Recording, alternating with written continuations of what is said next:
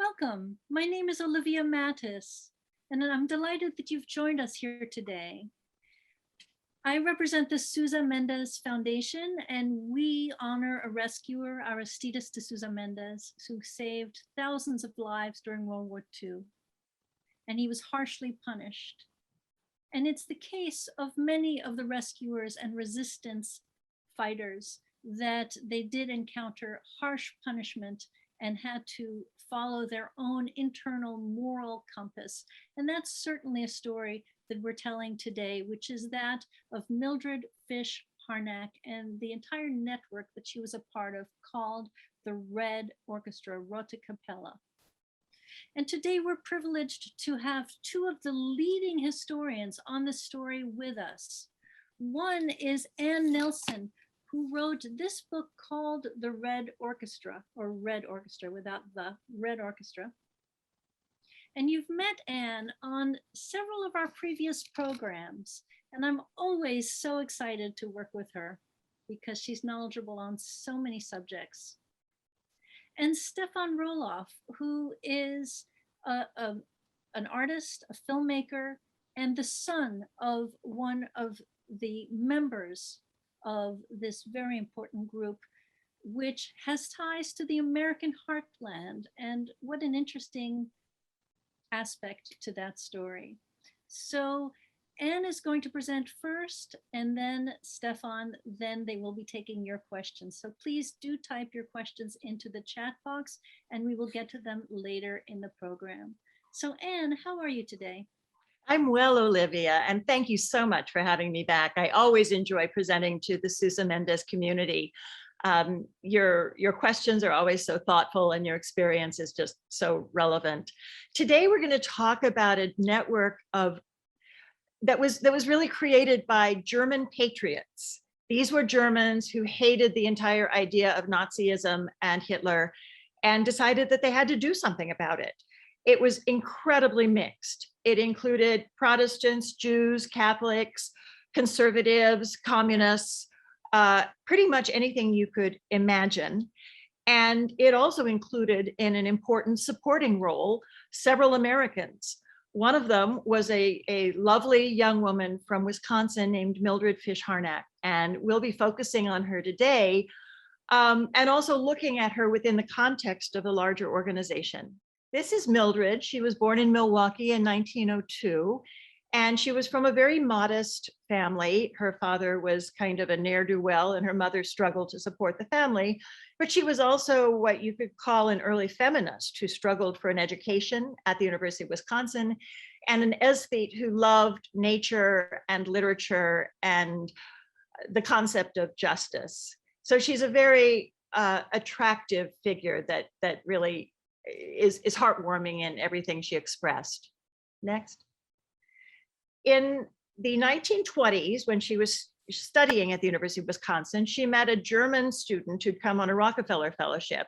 And he was from a very elite academic family in Germany, leading theologians and academics. They fell in love, they got married, and they moved back to Germany in 1929. Next. Now, they became part of a resistance movement against the Nazis. And this took shape after the Nazi takeover in 1933.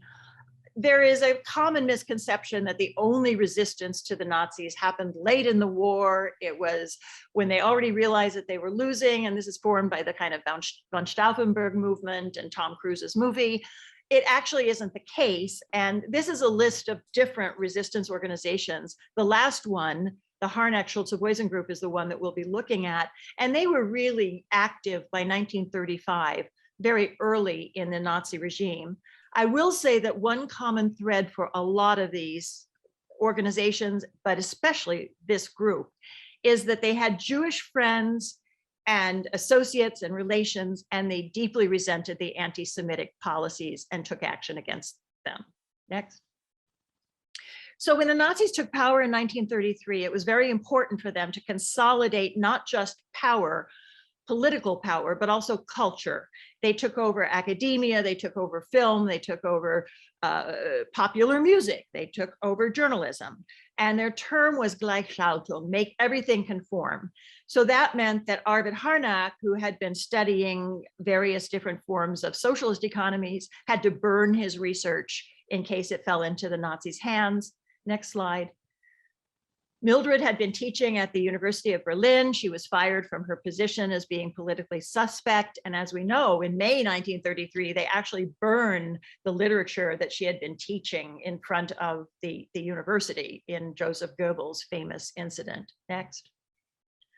So what did they do? They considered many different options, whether trying to come back to the United States, trying to lie low like a lot of German leftists, trying to leave the country, and they decided to stay and fight it from the inside.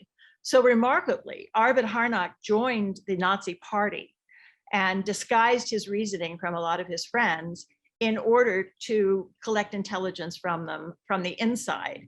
And he was actually appointed to a very, very influential position in the economics ministry, which gave him access to a lot of information.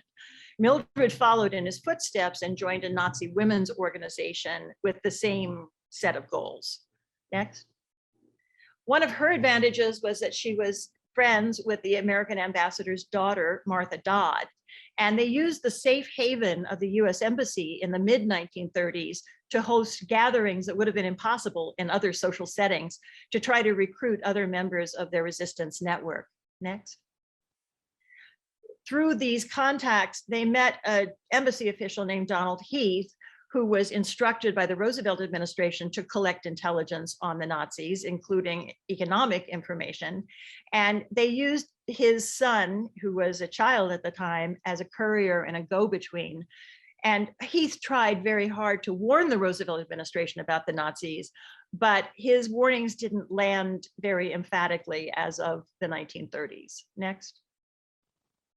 So in the summer of 1939, Arvid and Mildred traveled to the United States, and Arvid met privately with the United States officials at the State Department. Earlier, he'd been sent to buy aluminum from the United States for the Nazi war effort. And I was very startled to learn that the United States sold the Germans, the Nazi regime, the aluminum for their war effort, but they did not honor Arvid's appeals for support for the resistance. And this is as of 1939, as the invasion of Poland was approaching. Two other very significant members of this network were Greta Kukkov, who had been another German student in Wisconsin and was friends with the Harnacks from the 1920s on. Her husband, Adam, was a prominent playwright, and he brought in a whole set of German actors and theater people, including some movie stars, into the resistance activities. And in both cases, they had worked with Jewish friends and colleagues, and they were insulted by and outraged by what was happening to them. Next. Two other members who came to the Harnacks through the Kukkovs were the glamour couple of the movement. Harold Schulze-Boysen was in the German Air Force and intelligence unit, in fact, and his wife Liberta Schulze-Boysen was an aristocrat who was the granddaughter of a prince and worked for Joseph Goebbels' film ministry. So Harold Schulze-Boysen set about collecting anti-Nazi intelligence from a military perspective in the air ministry. Next. So together, they expanded this network. We don't know how many people belong to it. We know it was probably well over 150, but the records were never actually kept. We do know a lot of what they did. We know that they provided intelligence to both the United States and the Soviet Union. They produced hundreds of anti-Nazi flyers that were telling Germans not to support the Nazis and to give them accurate information against the censorship. They helped their Jewish friends and colleagues with ration cards and also documents and currency to get out of the country to find safety. So they kept recruiting new members, and you have to remember that the penalty for any of this could be a one-way ticket to a concentration camp. Next. So in late 1940, after the invasion of Poland, Harold Schulze-Boysen learned in his air ministry position that Germany was going to invade the USSR, and Arvid Harnack helped him get the news to Moscow. Next. Unfortunately, Stalin decided not to believe it. He had signed the Hitler-Stalin pact, and there was a treaty, and he decided that he was going to trust Hitler and his word and not trust the intelligence he was getting from his own information sources. So when Germany invaded, the Soviets were caught totally flat-footed. Their aircraft were destroyed. The German forces just ripped across the Soviet frontier and made very rapid progress, killing, burning, and looting as they went. Next. So the Soviets at this point decided that this German intelligence was, in fact, very valuable. Stalin changed his mind and said, we need to get all we can from this group. And so they sent an agent to speak with the Harnacks and the Schulze-Boysens and the Kukkovs. And they said, look, if you're going to be Soviet spies, you have to stop performing assistance for Jews. You have to stop performing resistance activities and informing the German public. And they responded quite firmly that they were German patriots first. They were working for Germany. And as a component of that, they were providing information to Hitler's enemies as the fastest way to defeat them. They would not stop their resistance activities or their humanitarian work. Next. Part of this was human rights documentation in a really startlingly modern mode. Liberta Schulze-Boysen, in her film ministry capacity, was receiving photos and interviews from soldiers returning from the front in Russia and were participating in what we call the Holocaust by bullets. And she collected this material. She could make copies of the photographs in her job and collect the interviews, and she kept an archive that she planned to use for war crimes tribunals in the future. Next. Two very interesting members of this group were actually Jewish art students, Katya Kasela-Myrovsky and Lisa Gervais-Egler. Nazis did not know they were Jewish, so they gave them scholarships to their art academy, where they were very successful. Next. And they joined the group through Haro Schulze-Boysen, and they were assigned to do exercises such as hiding fugitives in their studio. And to the left, you'll see a post office box. The flyers had to be distributed somehow, and you tried to get lots of different people to insert a few flyers at a time, which was also incredibly risky business. Next. Another member was a concert pianist named Helmut Roloff, a glorious interpreter of Chopin, I could add. And he also was outraged at what was happening to his Jewish friends. And he joined the group in order to type flyers and have other measures that helped persecuted Jews. And I will add that Stefan Roloff is his son. Next. So what happened? The Soviets were having a very difficult time creating the conduit between the group in Berlin and the intelligence office in Moscow. And they had sent radios, but the radio communications weren't working. And so they sent a message to Leopold Trepper, who was running the operation from Brussels, and told him that he had to send an agent to Berlin to establish contact, which Trepper did. But the problem was that this radio communication included the names of the Schulze-Boysens, the Kukkovs, and the Harnacks. And it also included their home addresses and phone numbers. And I'm afraid that the German military intercepted the message, spent months decoding it, and succeeded. Next. At that point, the Gestapo was sent to arrest Haro Schulze-Boysen in his office at the Air Ministry on August 31st, 1942. Arvid and Mildred Harnack attempted to flee the country, but they were arrested a week later. And then the arrests just rippled out across the entire group. Next. So Liberta Schulze-Boysen and Haro Schulze-Boysen were both arrested and interrogated. Haro was treated brutally, and he held firm in terms of not talking. Liberta Schulze-Boysen, who was from an aristocratic background, expected privileged treatment, and she talked and named many names. And in the end, she did not receive the privileged treatment that she expected. Next. Arvid Harnack was treated very brutally. Mildred Fish-Harnack, we don't know exactly what her experience was in detention, but we do know that she contracted tuberculosis and was in very, very poor physical condition over the course of her detention. Next. So overall, we know that some 150 people were arrested for their connections for the group. At least 55 of them were executed, and 3 of the members, including American John Sieg, committed suicide in custody to avoid naming names under torture. Next. The trials were scheduled, and the prosecutor was chosen because he was extremely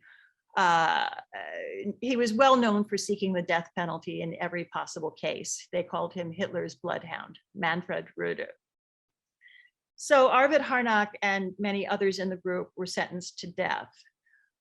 He and Schulze-Boysen were singled out for special punishment because they were regarded as being at the center of the group. Mildred was initially sentenced to 6 years hard labor because the judges didn't feel that she had carried out as much activity and that she had acted out of loyalty to her husband. But when the sentence went to Hitler for his confirmation, he sent it back. He was very committed to having the American woman executed along with several other lighter sentences because of his personal animus against them. Next. The executions took place in a shed in a prison at Plitzensee, right outside of Berlin. And the men who were regarded as the ringleaders of the group were strangled from the meat hooks in the background. The women were given the more, what was regarded as a gentler execution through the guillotine in the foreground. Next. So what happened in the aftermath was that the Nuremberg prosecutors tried to indict Röder for his brutality, but he went to US Army counterintelligence and told them that he could help them identify communists, and they protected him from prosecution. So he never stood trial, and he became mayor of a small town and the leader of a right-wing party in the years after the war. Next. And in fact, if you go by Spencer Tracy's movie, Judgment at Nuremberg, it sounds terribly convincing, but the actuality is much sadder. Of all of the cases that were pursued, the vast majority were dropped, and 1,416 so-called war criminals were found guilty, which was a tiny fraction of the people that should have been tried and convicted. And almost all of the convicted war criminals were walking about freely by 1951. Next. So when we talk about the Red Orchestra, we need to remember that there was no leader. It was not a hierarchical military organization. It was groups of friends who intersected with each other and all felt the same call of conscience. And they were assigned tasks according to their abilities and their possibilities. Not all of them could provide military grade intelligence to Hitler's enemies. Some of them could be couriers and drop letters in mailboxes. Others could hide people or provide ration cards. The important thing is that they all stood up to Hitler and expressed their convictions through actions. And Mildred Fish-Harnack was an admirable part of this network. And therefore, as an American, she's someone we should be proud of. We should also recognize that this was a German initiative of Germans representing what they felt should be the soul of Germany. Next. So if you'd like to learn more, I have a book that you could read. And there's also a wonderful documentary that Stefan Roloff has made, interviewing his father and other survivors of the movement. He is the greatest living connection to this group because he's personally spoken to and interviewed a large number of them. And we are very, very lucky to have Stefan with us from Berlin today. Stefan, how are you? And of course, I forgot to mention that both of our speakers today were featured in the film that you saw from Wisconsin Public Television. So, Stefan, take it away. Thank you for having me. I think I should talk about briefly how I found this whole story for myself. Needless to say, as a child growing up in post-war Germany, people didn't talk much about the Holocaust. People were silent for various reasons. My father also was silent because he had suffered. He'd been in prison. He spoke when it was necessary, but he was not openly propagating it all the time. So I was very surprised when at some point, I must have been about 12 or 13 years old, he invited me and took me to a cab ride to the north of Berlin, where we entered a place that had been the former execution shed, where these people were guillotined and also hung by meat hooks. And it was an odd meeting for me because I was a child of the 1960s. So to me, every grown-up kind of was a Nazi. So I didn't really ask my father any questions. He wanted me to, but I didn't ask him. Then I moved to New York. I lived in New York. I lived in New York for many years.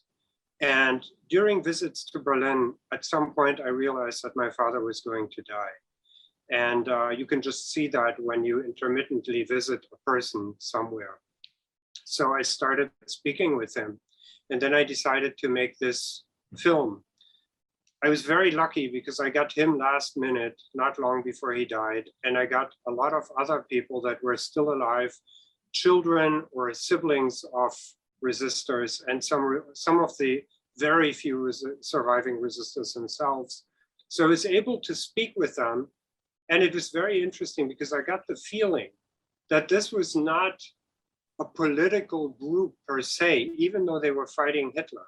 What they really were was like a family. I had this very powerful feeling of meeting other members of my own extended family. And we could play, Matt, in a second, a clip from one of them who speaks English, Donald Heath, who Anne mentioned before, the young man at that point, he's dead now, who carried the messages between Mildred Fish-Harnack and the American embassy. So he was one who knew her. And before we play him, I can say, my father knew her in different ways. First of all, the group were circles of friends. So nobody knew each other. It would always be like you have your best friend and you ask them to join the group because you trust them. But your best friend will never tell you which other people he will or she will bring into the group, because if they do and you ever get interrogated, you could give them away.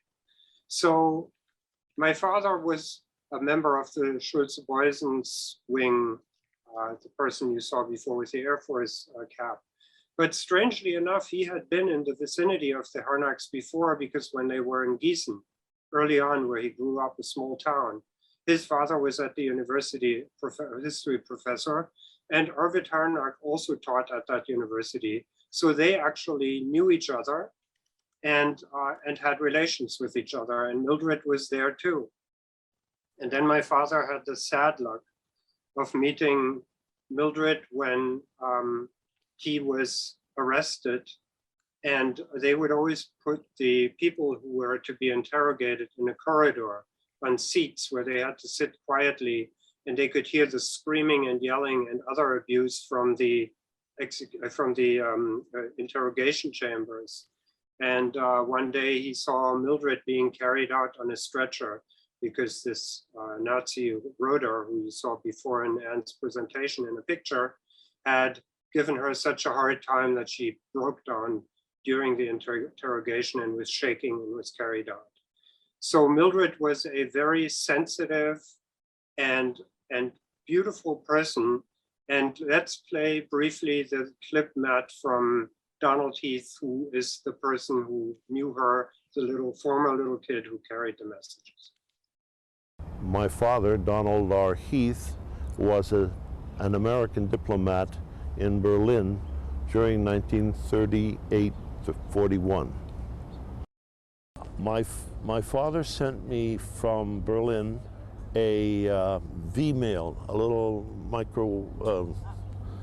a film of a letter telling me that the great sadness in his life, he had found that Arvid and Mildred were arrested, as we had heard, but they were killed. This was 1945. And when the Allies were allowed to get into Berlin, then he found out that they were dead, because he immediately began looking for everybody. And it just stunned him. I could tell the way he was writing to me. And he was saying, it's such a shame to lose people. So you can hear the great sadness in his voice. It comes across.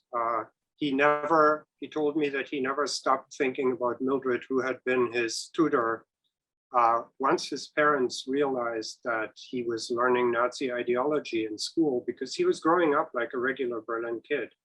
But once they realized that, they took him out of school, and they had private tutoring given to him. And his main tutor was Mildred Harnack. So he had a very, very close relationship with him. She taught him to be self-aware, self-secure, and many things that he told me. And at the same time, he was able to provide her with information. And I'll give you just one example that tells you what a great variety of resistance work existed in this group. He traded a Hitler Youth uniform from one of his Berlin friends. And when he took it home, his father was irate. But then his father said to him, you know, you could go with these kids and see what they do. And we could forward this information to the Americans. And so Don at first was angry about it, because now he had to write reports for his father aside from his school reports. And he figured this was already being too much. But once he got into it, he was really interested in it. And he provided them with information such as that the Nazis were already gathering little kids on rooftops of buildings to operate anti-aircraft machinery. And so the little kid could provide information about the preparation of the war. Now, why this also is very important is the group has been slandered by the Gestapo as being a spy group. They were not. They were a resistance group that had two main goals. One of them was to help persecuted people. And they had an underground railroad-like organization where they would help people that had either escaped from camps or were in danger of getting into them by moving them between apartments and hiding them basically. But the other thing that they did, and that's the main thing, was the truth of information campaign. That was their main thing. They wanted for people to find out what the Nazis were doing. And they were doing this by three ways. One way was that they would contact foreign embassies. So they had, through their own personal contacts, they had contacts to the Soviet and to the American embassy through Mildred Harnack and Arvid. And John Seek, the third member of the group, who was also American.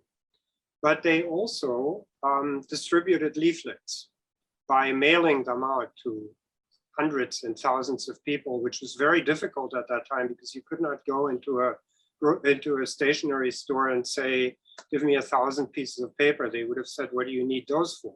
So you always had to get these things together from here and there and everywhere. And actually, Donald Heath also told me that Arvid Harnack asked his father for paper, and he would provide him paper, but he kind of didn't want to know what it was for, because it would have been sort of a breach of protocol, being that he was part of the embassy in Berlin. And when Arvid asked him a second time, he said no, he couldn't give him any more paper. But that tells you how they tried to get paper and stamps, and still they managed to send out hundreds of leaflets. And the third thing they did was that they pasted stickers in the street. Now that could seem very easy to anybody today. You just go and you paste a sticker somewhere. But back then, if you were caught doing that, you were executed, if it was anti-Nazi propaganda, as they would call it. So what they would do is they would pose as lovers. A man and a woman would pose as lovers, and one of them, they would lean against something where they could paste the sticker, and one of them behind the back of the other would paste that sticker. So you understand the importance of friendship, of closeness, of this whole circle. It is very important. And the Gestapo, calling them spies, did that because they could not fathom that such a diverse group existed of people of all social classes, of all different religions, of all different political persuasions, that they would all work together. So it had to be a hierarchy with leaders. And so the Gestapo decided that this was a spy net. And this led to a major persecution of surviving members, such as my father, during the post-war years. So as soon as the war was over, the first 2 years, things were not that clear yet, but from 1947 on, the Cold War began. And also the Gestapo and other Nazi, high-ranking Nazi officials were in custody of the Americans and the British. And when they were asked why they had killed these people and tortured them, they said, well, you know, they were communists. Of course we had to do that. So suddenly a friendship arose. And it seemed like from the American and the British side, then in other words, we're kind of on the same level. So let's help each other. So basically these people were released. And what might be interesting to you is the fact that Nazi Roeder, who Anne presented before as a picture, was sent to Nuremberg, but not as a war criminal. He was sent there as a witness. And his American captors said to him, watch out when you're in Nuremberg because it's going to be crawling with Jewish lawyers.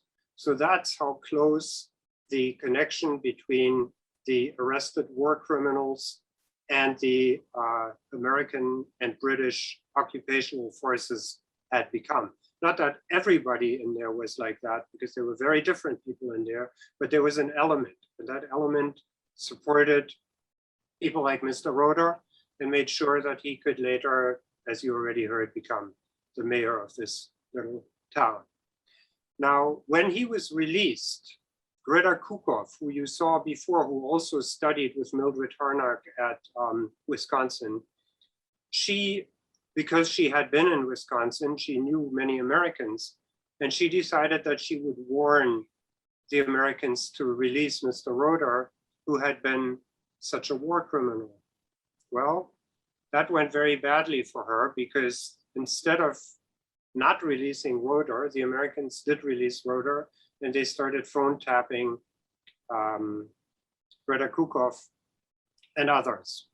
So what that led to in the end, and there's been a lot of misunderstanding about that, and it's very important to know, some of these people went to East Germany.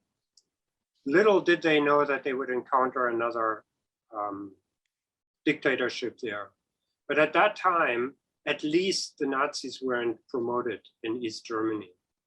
And later, when the wall was built, they were locked in and they were gone. But at that point in the early time, that was not happening.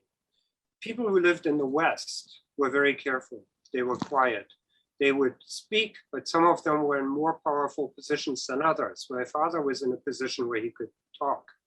But the last clip I want to show you at the end of this, which kind of tells the feeling that these people had, is from Karen Raetz. And Karen Raetz was a woman whose father was executed by the Nazis. He was also hung along with Arve Schulze-Boysen and Arvid Harnack at the meetings.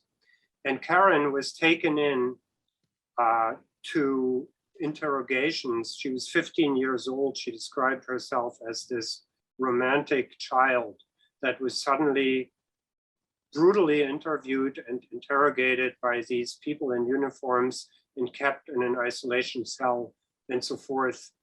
And I want you to hear what she says about, as a summary of her feelings about the post-war time.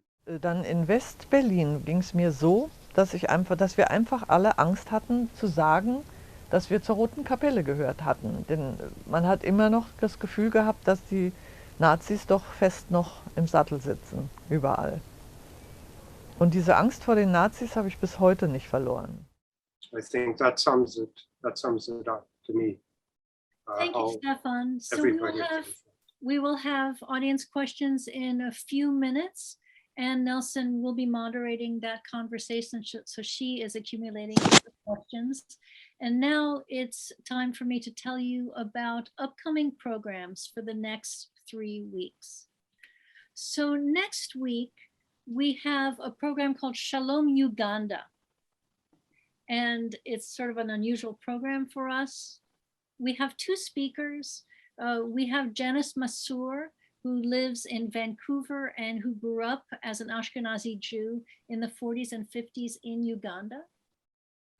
And we have Rabbi Gershom Sizomu, who is the chief rabbi of Uganda, and he's part of an indigenous Jewish community that was persecuted under Idi Amin and that has been Jewish since 1919, so over 100 years. And that's going to be fascinating to learn about these 2 manifestations of Jewish life in Uganda, and that will be moderated by my good friend, Robert Jacobitz.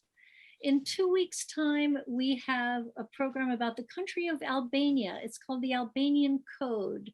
And Albania, which was a Muslim country primarily, had a code called Besa, which meant the promise. And it had to do with sheltering persecuted people who were in danger. And if you would make them a promise, that promise had to be kept. So it's a fascinating tale. We have a film called The Albanian Code, and we have the filmmaker Yael Katsir, who will be joining us from Israel. Mordechai Paldiel will be one of the speakers, formerly from Yad Vashem, now on our board of directors. And we have also an Albanian man who is an expert on this rescue story. And then in 3 weeks' time, we'll have our last program of the summer, where we have the important Jewish leader, Natan Sharansky, who will be with us in person from his home in Israel. He has just written this book called Never Alone: Prison, Politics, and My People. And he knows all about what it was to be a political prisoner. And he became a symbol for the whole movement to rescue Soviet Jews. So I'm so giddy with excitement that he's going to be joining us at the end of August. But right now, I just want you to see the trailer for the film that we're showing in 2 weeks, The Albanian Code. אנחנו ברחנו לאלבניה ולמזלנו ניצלנו, ויש לי רצון לא נורמלי שניסע לאלבניה להגיד להם תודה. והתחילה נסיעה שלנו לגן עדן, ואנחנו לא ידענו שאנחנו הולכים שם. מי ידע מזה אלבניה?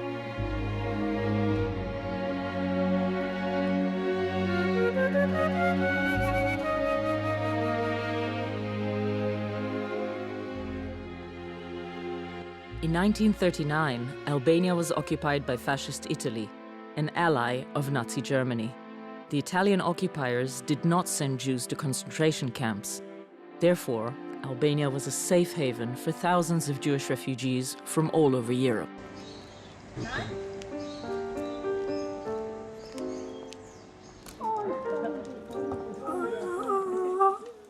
Michali, look at this. Wow, I have the same picture. Wow, wow. This is the same. Questo è originale. Oi, oi, oi. Vuoi vedere? Sì, Questo sì. abbiamo lo stesso. Hai visto?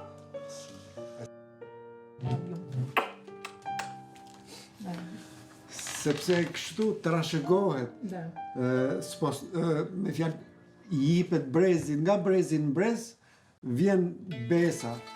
The Albanian moral code is a sacred tradition which covers all areas of life. If you take someone in and give him the besa, you commit to keeping him safe at all costs.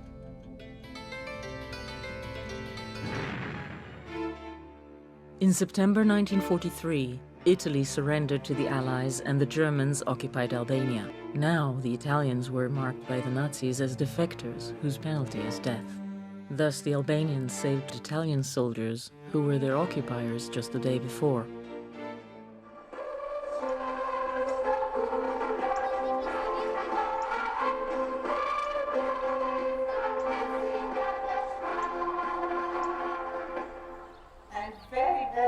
excited to be here because I was a small girl. I was here with my parents and we were hiding here in the Second World War. And I came here to say thank you to the Albanian people who saved us. Thank you.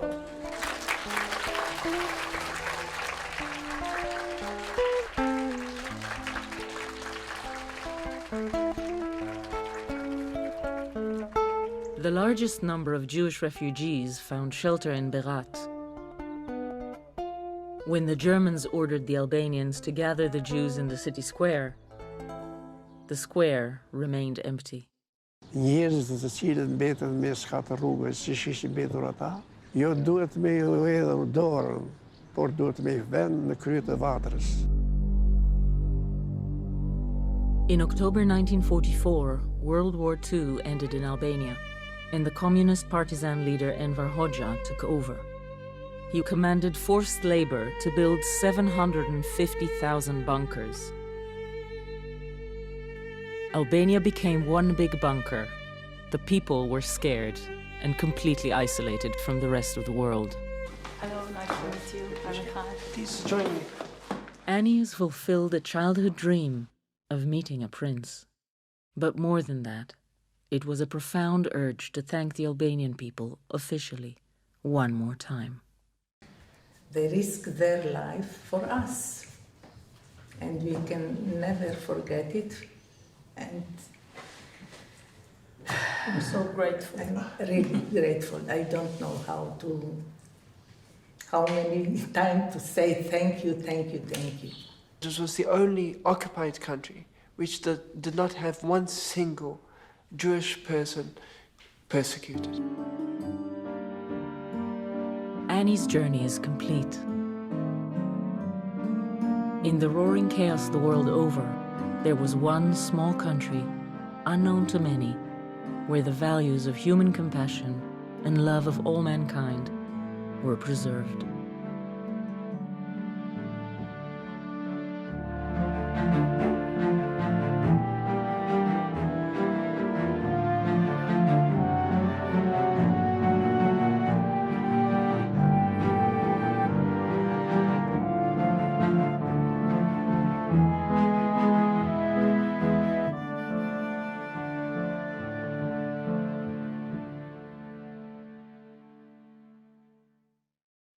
Great. So after today's program, you will receive an email with information about signing up for the remainder of our August programs. And just one programming note that all of our programs in this month of August happen to be at the same time, 2 p.m. US Eastern Time, because we have speakers in all kinds of countries. And so all of our programs will be at 2 p.m.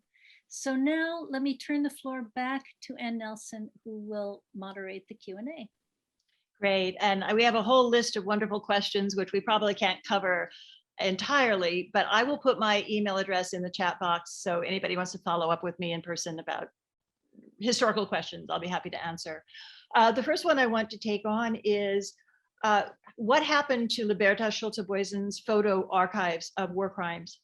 And what we have about that is the testimony of her young assistant, Alexander Spirl, who says that when her husband was arrested, she ran around her office and her home, desperately destroying the archives as evidence that would be used against her. So we have the testimony that the archives existed, but we don't have any direct pieces of that archive that have remained. And my guess is that even if she didn't manage to destroy all of them herself, the Gestapo may well have destroyed the rest. That was common practice. Another question, which I will send along to Stefan, is what happened to the various members after World War II? Obviously, you can't go through all of them, but maybe you could just talk about 2 or 3 prominent survivors. Okay, so for example, one of them became because as I said before, they were good people with the Americans and the British too. And he, in the British zone, he became Adolf Grimme was his name, and he became the head of the radio network, which later grew to become a very large TV network. And even though a lot of Nazis tried to get rid of him, he prevailed and stayed in that position. My father was later the director of the Berlin Music Academy, and as such, he was able, as my grandfather also, who was with the Free University, it was there to them, their entire life, it was important to maintain democratic academic institutions, places where no hate speech or thought of hate would be distributed. And in the East, it was more difficult because, of course, these people had to make a lot of compromises, being that they lived now in a new communist dictatorship. I want to reinforce the point that that this whole story has been held hostage by Cold War politics.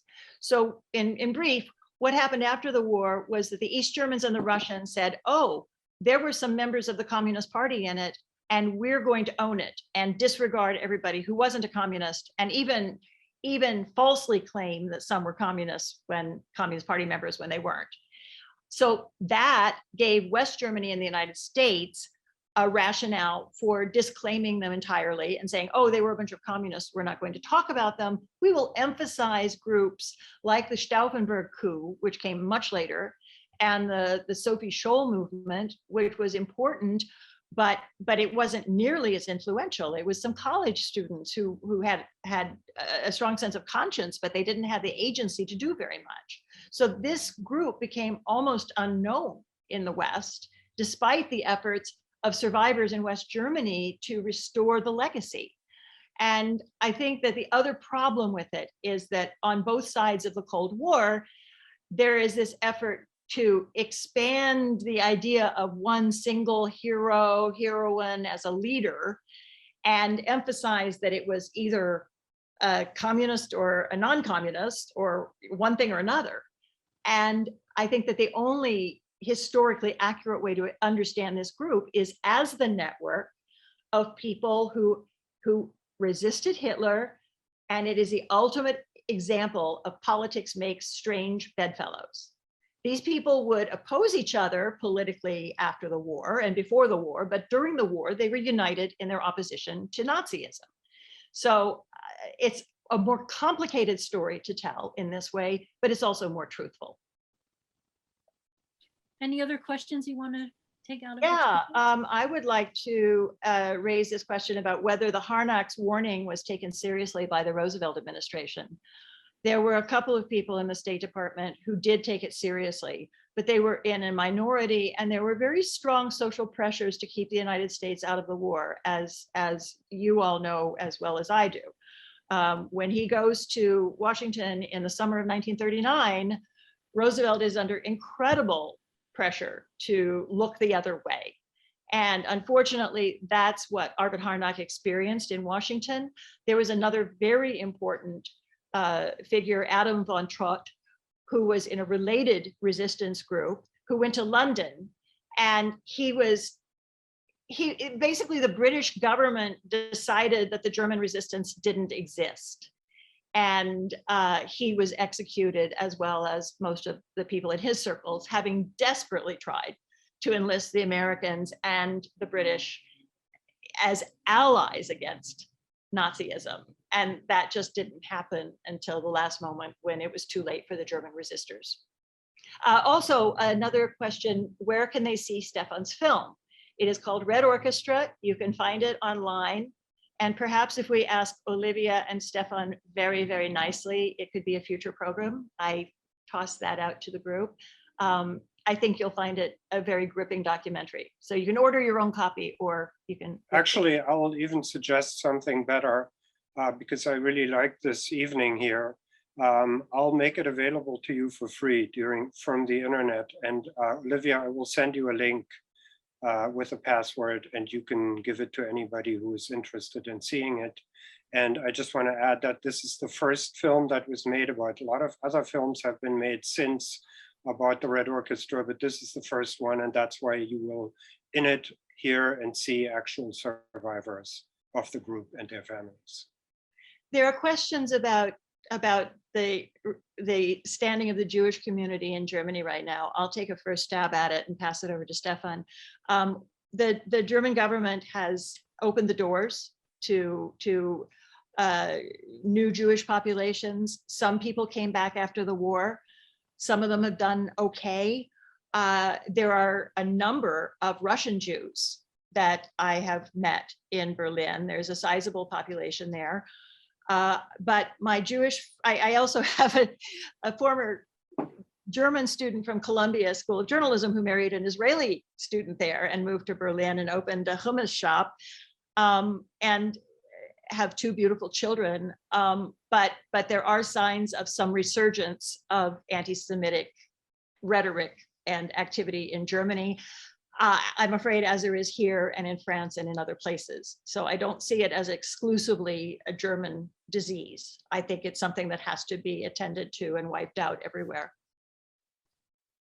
Yeah, I could only agree with that. I mean, I'm in Berlin because I have some projects here, and I don't notice so much in the world that I move anything about this, but I know, and I read in the paper, that there are clashes between people that hate Jews, and I agree with Anne, and I've always said that it was never a purely German, it's a human phenomenon that people try to persecute people that they see as outside for whatever reason. We could get into the historical reasons. If it goes too far, you all know that. And so we could only every day work in our lives to make sure that something like that doesn't happen. That's all I can say about that. And that's one reason I'm so eager for this historical work, to emphasize that many Jews in Germany had non-Jewish friends and colleagues and relations who did stand up for them. This is something that was not recorded adequately for political reasons, but the documentation is there. And the Jewish population and these people that the Red Orchestra members knew, they were loved. And so, their non-Jewish associates put their lives on the line and in fact sacrificed their lives in protest to their treatment. Somebody asked about the female survivors of the resistance group, and that is a really interesting question. Greta Kukkov, who is featured prominently in my book, not only survived, but after the United States Army sent spies and tapped her phone, she was unhappy about that. And she was being treated as some kind of adversary, which she was not. She was actually very fond of the United States. But she went to East Germany, and she actually was such a competent woman that she was made head of the central bank. And later she wrote her memoirs, and I was able to be the first person to see the original draft of her memoirs. And the East German censor went through them, and every time she talked about the persecution of Jews, they crossed it out and said, oh, it was the persecution of the proletariat. The only reason any Jews were in concentration camps was because they were proletarians, which was not what she said and was not the truth. So you've had so much censorship and political distortion heaped on top of this story.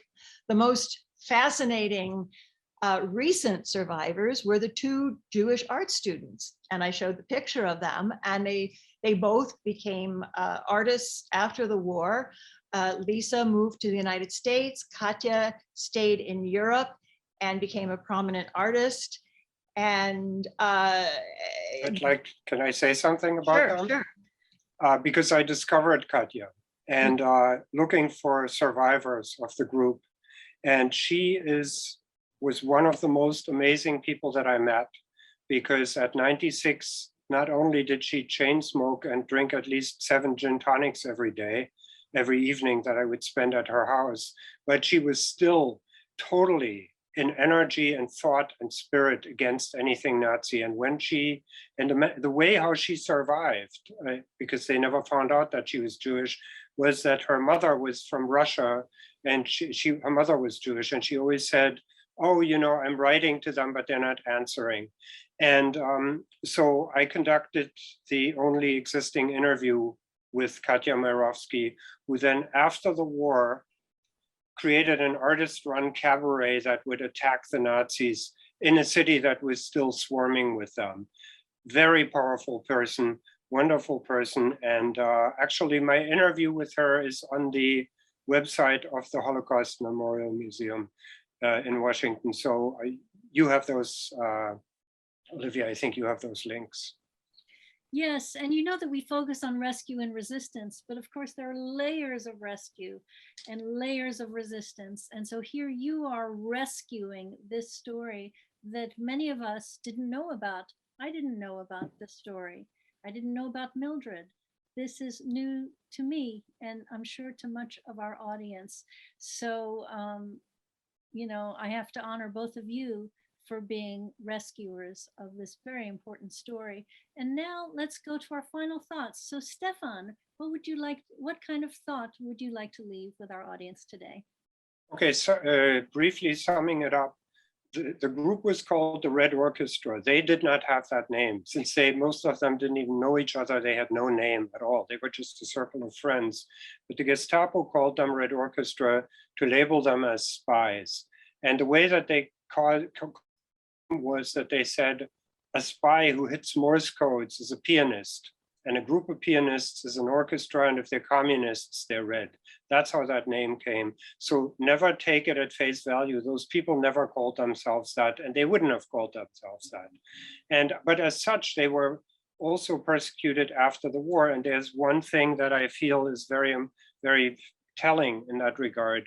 My father had two very close associates within the group. They were a couple who were forbidden to marry because he was non-Jewish and she was Jewish, and due to the Nuremberg laws, they were forbidden to get married. So they lived together as fiancés. And that radicalized them also, and they were fighting in that group as my father was. And after the war, the American Secret Service put together a dossier about them and called them spies, and which at the time in the 1950s was morally a very bad thing, lovers, because they had just lived together without being married. So we see how dangerous this whole interpretation of such things is. And so what I've been doing is I've tried to really get this story known, and together with a very close friend of mine in New York, Ellen Myers, we managed to get this group incorporated into the Holocaust Memorial Museum. And Ellen, as well as Anne, and you will find this within these circles of people that work about this, has a serious interest in this. The interest is human rights, as you can read in Anne's own biography that she helped to create the Human Rights Watch.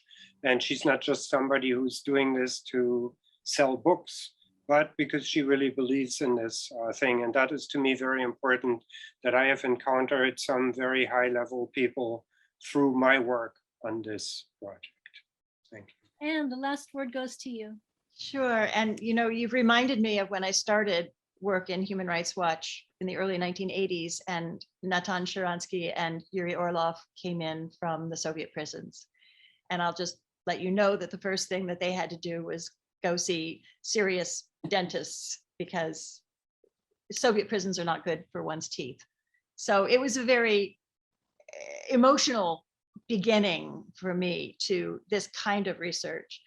And I want to acknowledge the incredible work that Stefan has done and his incredible generosity with other writers, including myself, because he really has shared his research, he's shared his contacts, and that's made all the difference in this work. There have recently been some books that have chosen to fictionalize this group, and they're by novelists who create books that are very readable. And I like a readable book as much as anyone, but I also hope everyone will recognize the difference between books that try to not just create a solidly documented record of what happened, but also create a context that acknowledges the characteristic of this group and the way that not any single group, whether it's communists or pro-American or anything else, can own it. I think the lesson for our time is when they saw cruelty and brutality and censorship, they join together as disparate elements to oppose it and to defend humanity. And I don't think there's ever a bad time to study that example, but especially now. Thank you to our illustrious speakers and to our beautiful big audience. Please join us next week and in the weeks to come. Have a wonderful rest of your day, everybody. Bye-bye.